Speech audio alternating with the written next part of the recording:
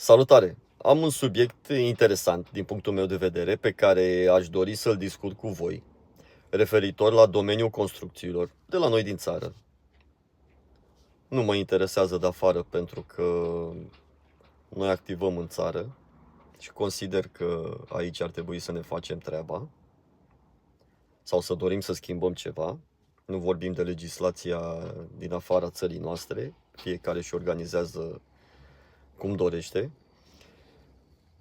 Sunt curios ce lucruri vă deranjează în șantiere și ce considerați că ar trebui schimbat în bine și care sunt lucrurile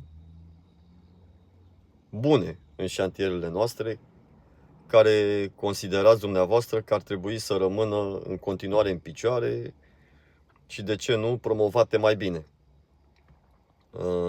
Mă uitam și de ce spun asta, în ultima perioadă, în ultimii ani de zile, domeniul construcțiilor de la noi din țară a luat o amploare foarte mare, dar sunt foarte multe chestii cu minusuri, să zic așa, în tot ce înseamnă domeniul de construcții de la noi.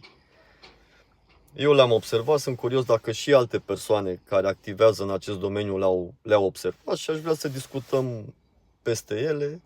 De ce nu? Poate reușim să schimbăm ceva în bine, atât pentru noi ca constructori și dezvoltatori și muncitori și așa mai departe, cât, de ce nu, și pentru beneficiar, pentru clientul direct, care își achiziționează un bun construit de noi toți, cu mânuțele astea, cu sudori, cu tensiuni, nervi, stres și așa mai departe. Sper că v-a fost util, aștept răspunsurile voastre în comentarii. Nu este un clip cu hate, nu intenționez să enervez pe nimeni, pur și simplu vreau să discutăm, poate reușim să schimbăm ceva împreună și să aducem, de ce nu, cât mai multe plusuri în acest domeniu. Sper că v-a fost util și mult succes în continuare în ceea ce faceți.